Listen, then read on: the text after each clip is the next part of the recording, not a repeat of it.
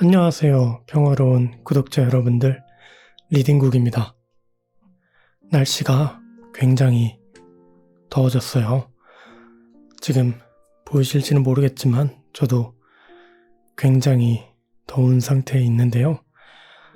오랜만에 촬영을 하고 싶어서 카메라를 켜기는 했는데 지금 이렇게 녹음을 하고 있다 보니까 조금 곤란한 상황에 있어요.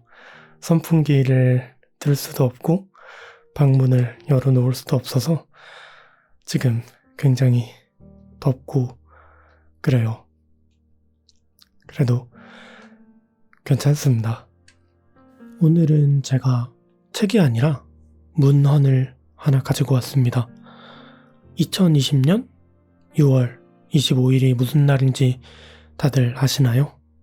많은 날들이 있겠지만 올해 6월 25일은 한국전쟁, 그러니까 6.25 전쟁이 발발한 지 딱 70년이 되는 날입니다. 그래서 저도 개인적으로 그것을 기념해 보고자 오늘은 6.25 전쟁의 개요에 대한 글을 한번 읽어보도록 하겠습니다.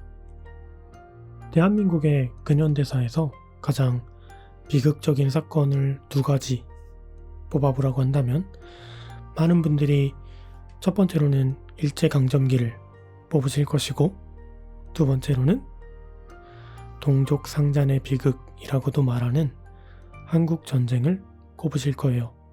그만큼 수많은 인명피해와 재산피해를 가져왔던 이 전쟁은 1950년 6월 25일에 시작돼서 1953년 7월 27일에 끝이 날 때까지 1129일이라는 시간 동안 진행이 되었고요. 지금까지도 정말 많은 영향을 미치고 있습니다. 정말 많은 사람들이 죽었고 많은 혼란과 사건들이 있었던 전쟁이지만 이 전쟁을 기억하고 공부하는 것은 그만한 가치가 있는 일일 거예요. 그것에 대해서는 이따가 같이 이야기해 보도록 하고요. 지금부터 한번 시작해 보도록 하겠습니다.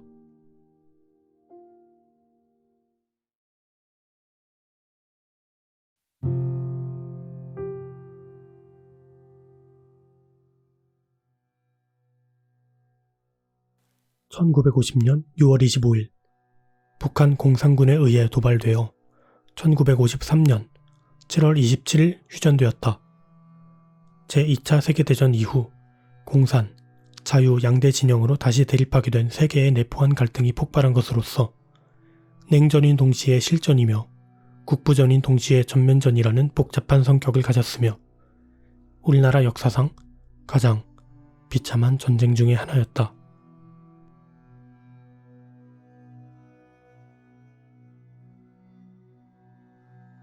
1950년 6월 25일 새벽 4시 30분 북한 공산군은 일제히 38선을 넘어 옹진, 개성, 동두천, 춘천, 인학 등지의 육로와 동해안을 돌아 삼척, 임원진 등지에 상륙하여 공격을 개시하였다.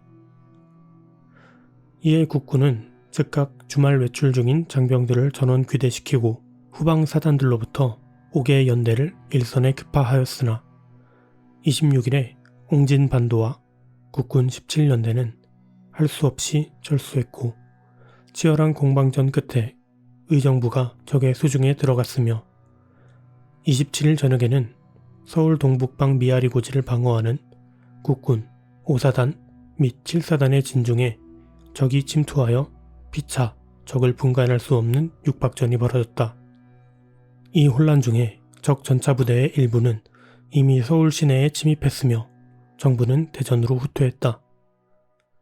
28일 새벽 3시 한강 인도교가 예정 시간보다 앞서 폭파되고 한강 이북의 국군은 총퇴각을 감해 적기가 상공을 나는 가운데 도하작전을 전개하여 전원 철수하니 28일에는 수도 서울이 적에게 완전 함락되었다. 육군 본부는 수원에 후퇴하고 도강한 국군 부대들은 통합 재편되어 한강 남한에 방어선을 구축했다.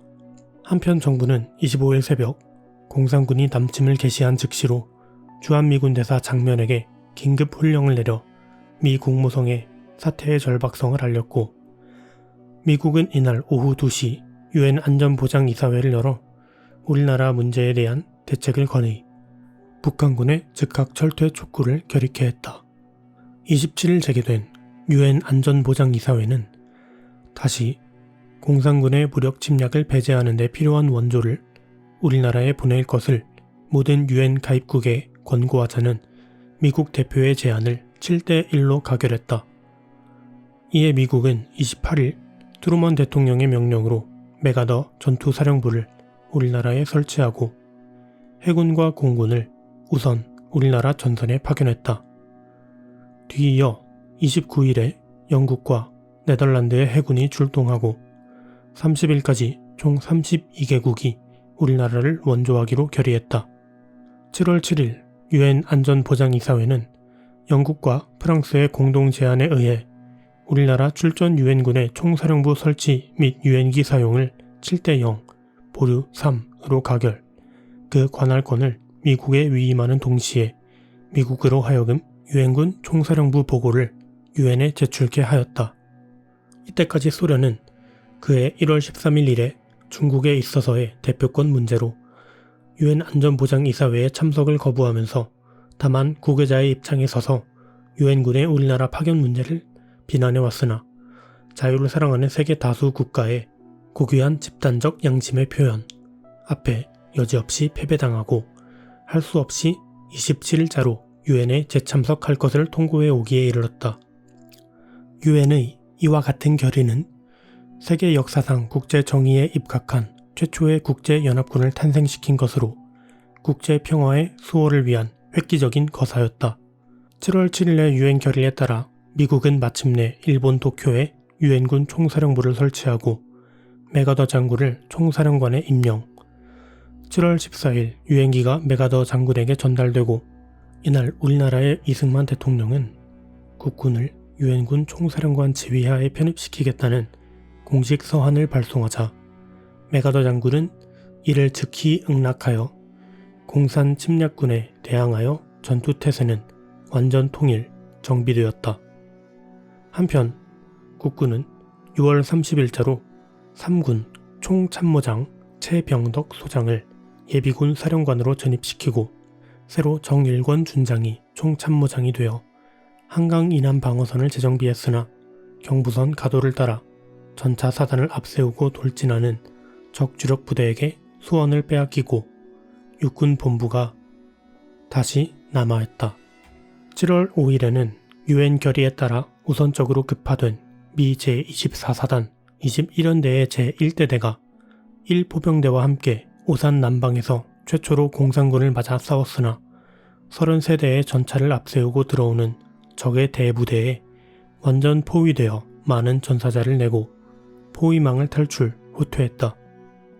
유엔군이 치른 최초의 전투가 이렇게 무참한 패배로 돌아가자 미 제24사단 전 병력은 다시 금강 남한에 방어선을 구축했으나 7월 15일 밤 적은 금강을 건너 진격해왔으며 20일 아침에는 대전 시내에 돌입, 3개 사단의 병력으로 집중 공격을 가해왔다. 여기서 미 제24사단장 딘 소장은 몸소 적 전차에 수류탄을 던지며 용전하다가 행방불명이 되었다. 대전을 점령한 적은 다시 진로를 3분하여 일부는 서쪽으로 호남 일대를 휩쓸고 마산으로 닫고 일부는 경부선을 따라 대구로 향했으며 또 일부는 동으로 포항에 육박했다. 그러나 이때는 이미 아군이 유엔군 총사령부 하에 국군까지 포함시켜 작전 개통을 통일하고 부대를 대폭 증강하여 낙동강 전선을 마지막 방어선으로 삼아 반격을 개시할 태세를 이미 완료한 때였다. 8월 7일 아군은 마산지국에 미 제25사단, 34사단, 기타 제5전투단, 제3해병여단 등을 투입하여 부산을 목표로 육박하는 적에게 강력한 반격을 가하여 3일 동안의 60리를 진격, 국군의 최병덕 소장이 전사한 하동지구를 탈환했다. 이것은 6월 25일 이후 아군이 가한 최초의 본격적 반격이었다.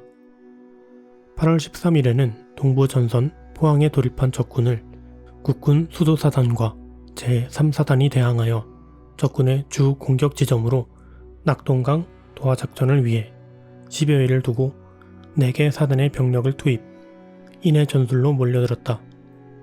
이에 유엔군은 8월 16일 하루 사이에 B-29, 99대를 출동시켜 적의 집결지인 외관에다 도합 850톤에 달하는 수천 개의 폭탄을 투하했으니 이것은 제2차 세계대전 이후 최대의 폭격 기록이다.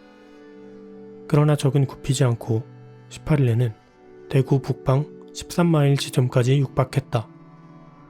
이날 정부는 대구에서 부산으로 후퇴하고 대구 시민에게는 소개령을 내렸다. 최후의 결전을 각오한 국군 제1사단은 영국군 보병 제27여단의 지원을 받아가며 북방으로 4km를 반격.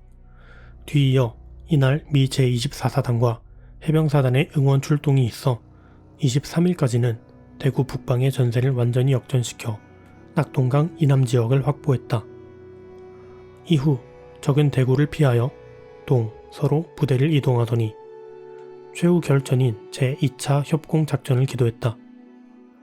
서남지역 진주 방면에 적의 4개 보병사단과 1개 전차연대가 집결하고 동부전선 포항 북방에 역시 4개 보병사단과 1개 전차연대가 집결하여 9월 3일 12시를 기하여 동시에 아군을 공격해왔다. 그러나 적은 이미 사기가 극도로 저하되고 전투력이 기진하였으며 훈련도 되지 않은 신병들을 보충 병력으로 편성하였다. 서남 지역에서는 마산의 미 제2사단, 25사단이 적의 계속되는 야습 공격을 막아서 격퇴시켰으며 동부 전선에는 국군 제2군단이 9월 10일 최강을 자랑하던 적 제15사단과 1개 포병연대를 영천지국에 몰아 포위하고 4,800여 명의 적을 사살, 수많은 차량과 전차 무기 등을 빼앗아 완전 섬멸한 후 단번에 15km를 북진하여 적의 기세를 최종적으로 꺾어놓고 말았다. 이에 당시 미 8군 사령관이었던 워커 중장은 12일 담화를 발표하여 한국 전선 최대의 위기는 지나갔다고 말하였다. 이로써 적의 남침 공세는 결정적으로 꺾이고 아군의 북진이 있을 뿐이었다.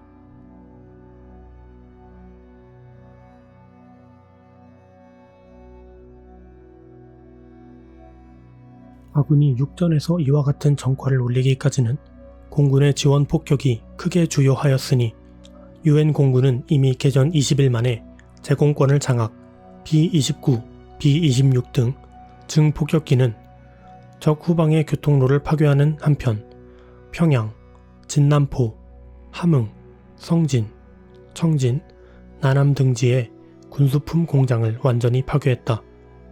세이버 제트기, F-51 전투기, 영국기, 호주기 등이 전선을 주 공격 목표로 삼고 각 방면으로 공습작전을 전개하였다.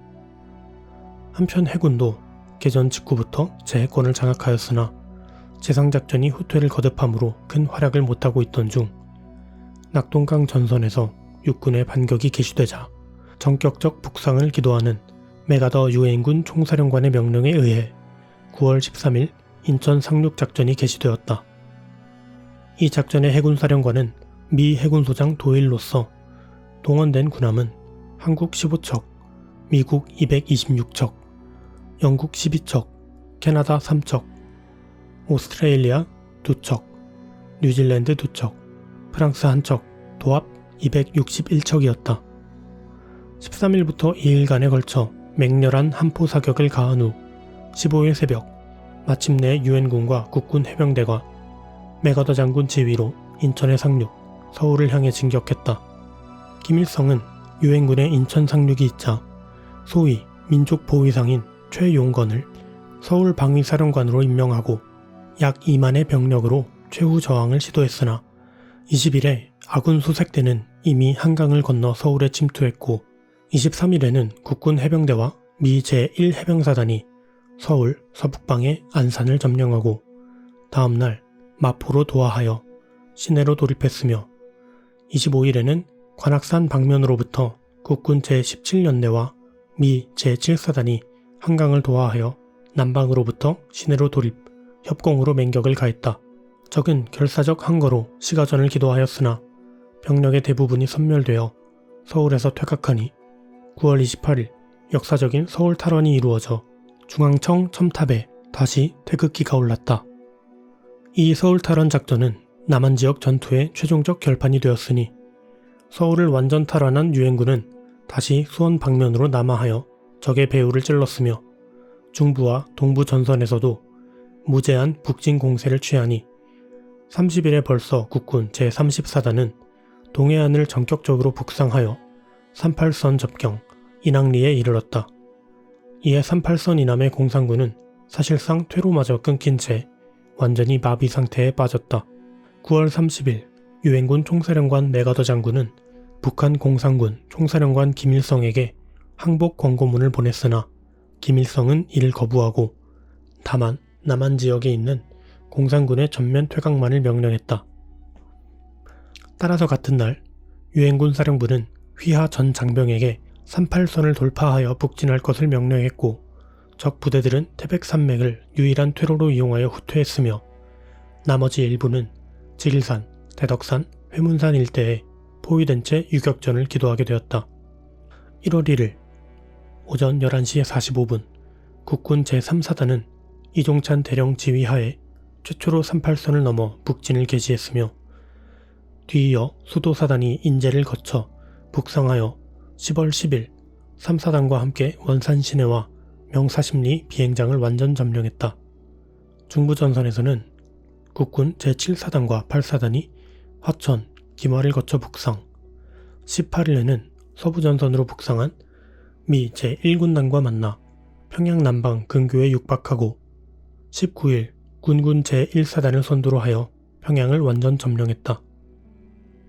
당시 평양을 지키고 있던 적군의 최인 중장은 신병으로 보충된 약 2만의 병력으로 방어태세를 취했으나 대패하여 청천강 이북으로 도주했다. 한편 서부전선에서는 10월 20일에 청천강 이남 숙천 일대에 미 제11공정사단의 약 4,000명이 낙하산을 타고 내려 적의 후방을 공격하였으며 국군 제6사단이 미 제24사단과 영국 여단의 서해안 진격과 보조를 같이 하여 덕천, 희천 등지를 거쳐 서북 국경의 중앙지점인 초산으로 진격. 26일 오후 5시 50분 6사단 제7연대 수색대가 압록강에 이르렀다. 11월 21일에는 중부로 진격한 국군 제7사단의 일부가 중부 국경 해산진에 도달했고 동부 전선의 수도사단과 3사단은 원산에서 다시 북진하여 10월 17일에 함흥, 21일에 북청, 28일에 성진을 점령했으며 여기서 제3사단은 길주를 거쳐 백두산을 향해 합수로 진격하고 11월 25일 수도사단은 함경북도 도청, 소재지, 청진에 돌입했다. 이로써 국토의 전역이 거의 수복되고 조국 통일이 목전에 다다랐다.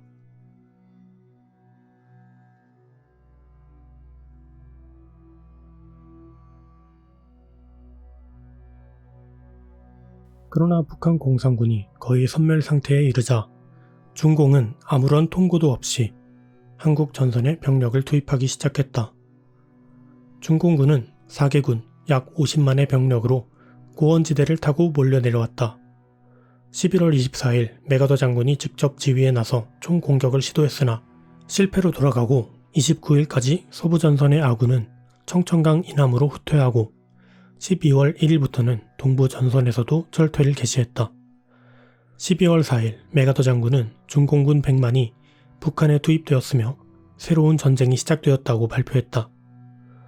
이날 유엔군은 평양에서 완전 철수했고 12월 23일 워커 중장이 일선 시찰 중 자동차 사고로 사망, 후임으로 리츠웨이 중장이 미 제8군 사령관에 취임했다. 12월 14일부터 24일 사이에는 동부전선의 아군 12만과 피난민 10만이 흥남에 모여 해상으로 철수했다. 이 흥남부두 철수작전을 방해하려고 몰려들다가 유엔군의 공습과 포격에 섬멸된 중공군 병력은 3개 사단에 달했다. 적의 유일한 전략은 인해 전술이었다. 중공군이 일선을 담당하는 동안 북한 공산군도 5개 군단의 병력을 정비하여 다시 일선에 나타나 12월 말일까지 38선에 집결한 적의 병력은 중공군 약 17만, 북한 공산군 약 6만, 총 23만으로 이날 밤 자정을 기해 일제히 38선을 넘어섰다. 1월 3일 영국군이 의정부에서 격전 끝에 철수했고 1월 4일 서울이 두 번째로 적의 수중에 넘어갔다. 1월 7일에는 수원이 함락되고 적은 계속 남진했으나 아군도 이때는 이미 병력과 장비를 정비하여 반격할 태세를 갖추었다. 반면에 적은 식량 부족과 동상에 시달려 제14단의 일부만이 태백산맥을 타고 경북 보현산까지 내려가고 다른 부대들은 진격이 부진했다. 1월 9일 아군은 비로소 재반격을 개시했으니 당시의 전선을 그려보면 서쪽으로부터 오산, 장호원, 제천, 영월, 삼척을 연결한 선이 된다.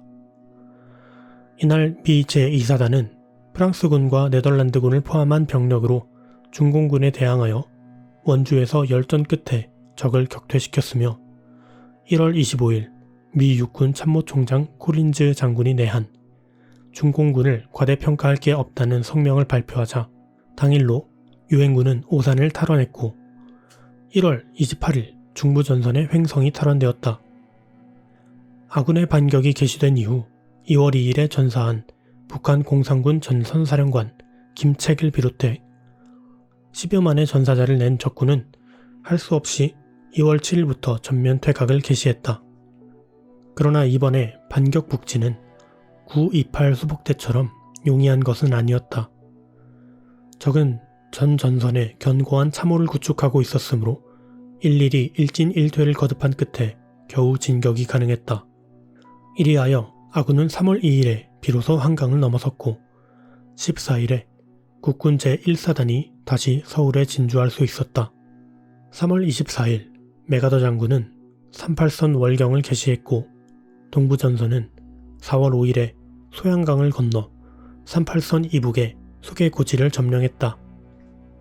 만주를 폭격하여 중공군의 기동을 분쇄하고 우리나라의 완전 통일을 주장한 메가더 장군이 4월 11일 유엔군 총사령관직을 퇴임하고 리찌웨이 장군이 신임 사령관으로 부임했다.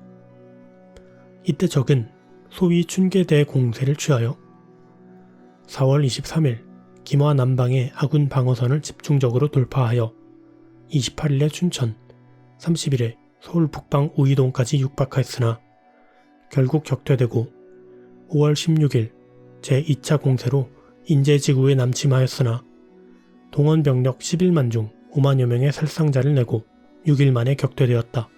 아군은 서부전선에서 6월 3일 연천지구로 진격하고 중부전선에서는 6월 6일에 처음으로 평강에 대치하여 철의 삼각지대를 이루는 철원과 김화를 점령했고 동부는 5월 30일에 고성까지 올라가 있었다.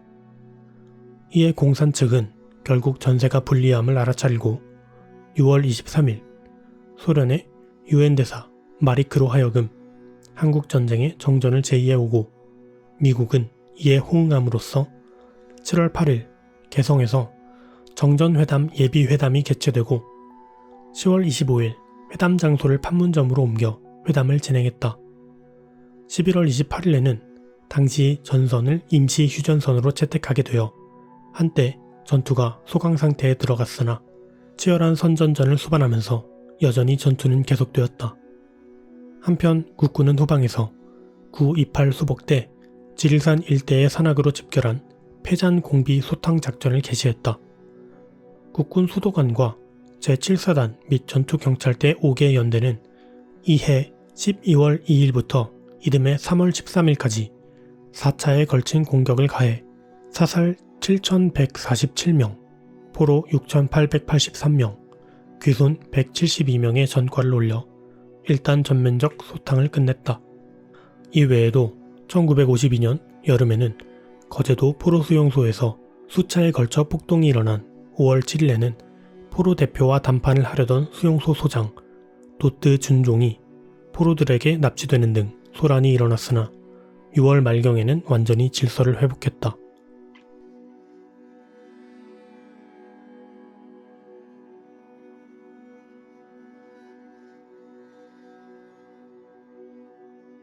(1951년 7월) 휴전회담이 개시된 후부터 한국전쟁은 세계 전사상 처음 보는 소위 제한공격이라는 전법을 채택하게 되었으니 당사국인 한국의 반대에도 불구하고 공산군과 유엔군은 함께 휴전의 성립을 희망하여 서로 관망하는 태도를 취하고 있었기 때문이다. 그러나 이 전투는 다만 진격을 감행하지 않을 뿐이지 거의 고정된 전선에서의 근거리 고지 쟁탈전은 치열하였으니 한 능선 한 고지에서 퇴각과 탈환을 20여 회 이상 거듭하는 게 보통이었다. 1952년 8월부터 공산군은 후방의 병력과 장비를 보강하여 8월 5일 국군 수도사단이 지키는 김화 등 북방의 수도고지에 공격하여 왔다. 전례 없는 포격을 강화한 적은 1월 평균 2만 발을 발사하여 인해 전술로 육박해 8월 10일까지 6일 만에 7번이나 고지의 주인이 갈리었다. 이러한 싸움을 8월 28일까지 계속하여 아군은 고지를 확보하니 29일에는 개전 이래 최대의 폭격으로 4만 8천 발을 수도사단 지구에 퍼붓고 다시 방향을 돌려 백마고지에 공격해왔다. 백마고지는 북한강 동쪽에 위치한 독립고지로서 철의 삼각지대 안에 교통로를 제압하는 전략상의 주요 고지다.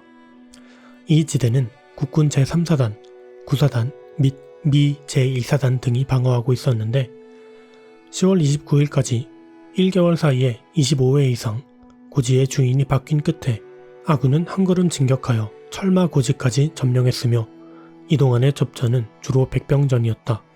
한편 수도고지와 백마고지 사이에 있는 저격 능선에서도 10월 초부터 맹렬한 적의 공격을 받았는데 이 능선은 철의 삼각지대 동측 요충으로 적의 주요 진지인 오성산에 대치하는 지점이다. 이 지대는 국군 제2사단이 당하고 있었는데 4일간 전투에 17회나 능선의 주인이 바뀌었으니 12월 21일 저격 능선의 암석봉에 공격해오는 적을 4번이나 격퇴시키자 평온 상태에 들어갔다. 이리하여 1953년 1월로 들어가 적은 산발적으로 소극적인 공격을 해왔다. 그러나 이해 3월 5일 스탈린이 사망한 후 4월 6일 5개월 만에 휴전회담이 재개되고 11일에는 상위포로 교환 협정이 조인되니 벌써 휴전 경계선의 결정을 토의하게 되었다. 휴전 협정이 결정적으로 성립될 단계에 이르자 적군은 5월 초순부터 전 전선에 걸쳐 공세를 취해왔다. 그리하여 5월 12일 중동부 전선에 약 4만 5천의 병력을 투입하고 12시간 동안에 11만 8천 발의 공격을 가해 약 3km 후퇴했으며 동부전선 단장능선, 서부전선 연천지방도 심한 공격을 받았다. 7월 16일부터 아군은 총공격을 개시, 휴전을 앞두고 전략상의 요지들을 확보하려던 적의 공격을 격퇴시키고 20일까지는 앞서 잃었던 지역의 대부분을 탈환하였다. 드디어 1953년 7월 27일 오전 10시 정전협정이 정식 조인됨으로써 3년 1개월에 걸쳐 참담했던 한국전쟁은 종전이 아닌 휴전으로 막을 내리고 한국 국민은 제2의 38선인 휴전선으로 하여 민족 분단의 비운을 다시 맞이하게 되었다. 이 전쟁은 우리나라 역사상 가장 비참한 동족 상잔의 비극이었으며 양대 세력의 세계적 전쟁이었다. 유엔 측은 제1차 대전 전비에 해당하는 150억 불을 지출하였다. 우리나라를 포함한 유엔 측의 총 사상자 수는 33만여에 달하고 공산 측은 그 5배에 해당하는 180만에 이르렀다.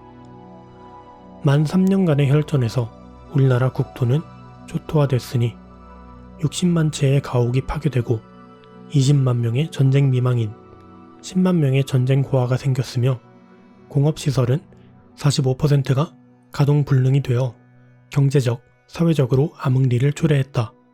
거기에 대하여 우리나라 역사 이래 최대한으로 도입된 온갖 외국적 풍조는 전쟁이라는 악조건에서 잘못 소화되어 극심한 윤리적 타락을 낳았으니 이 극악의 사태를 극복하는 일은 평화를 애호하는 자유진흥의 공동과제로 제기되었다.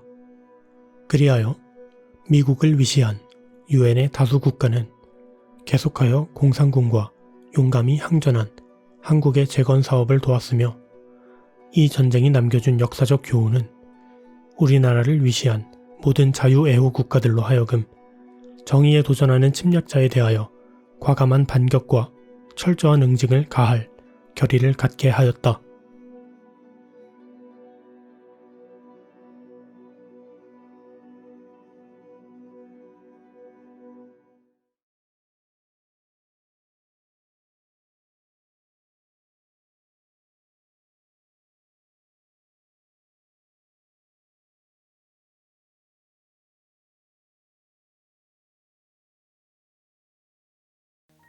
네, 그렇게 일단 한국전쟁은 휴전으로 막을 내리게 됩니다. 그리고 여전히 북한과 대한민국은 38선을 사이에 두고 대치하고 있는 상태에 있습니다.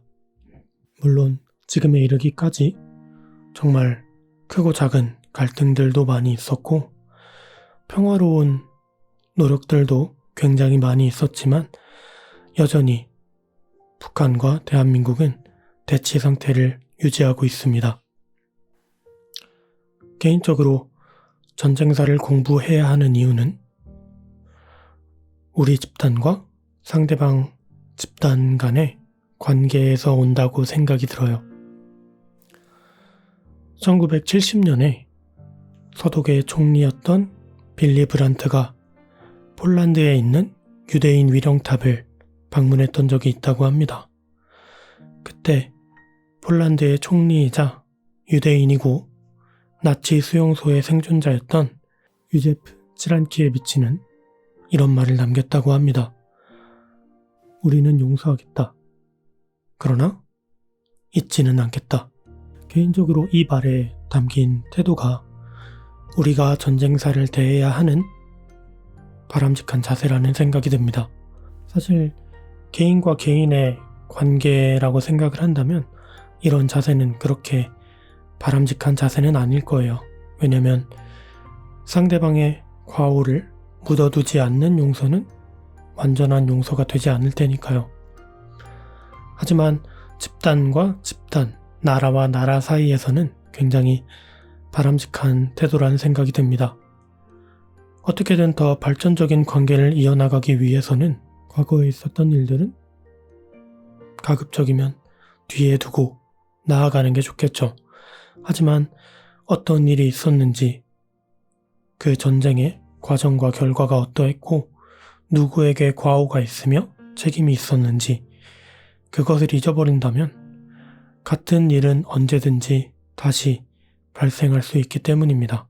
전쟁사를 기억해야 하는 또 하나의 이유는 현재의 사회를 지켜준 선조들을 기억하기 위해서입니다. 그들이 피를 흘렸기 때문에 우리가 지금 이렇게 평화로운 상태에 있을 수 있는 거고요. 그들이 자유롭지 못하게 싸웠기 때문에 우리가 지금의 자유를 누릴 수 있는 것이라는 생각이 듭니다. 그래서 저는 이 영상에서 나라를 지켜주셨던 분들과 그 시기를 견뎌내셨던 분들께 감사하다는 말씀을 전하고 싶습니다. 정말 감사합니다. 그때 싸워주셨던 덕분에 지금의 우리가 될 수 있었습니다. 또한 그때 우리와 함께 싸워주셨던 63개 동맹국에게도 감사하다는 말씀을 드리고 싶어요. 그 당시에 함께 싸워주고 또 도와주셔서 고맙습니다. 네, 오늘은 여기까지 하도록 하겠습니다. 다음에 또 좋은 영상으로 찾아뵙도록 하겠습니다. 감사합니다.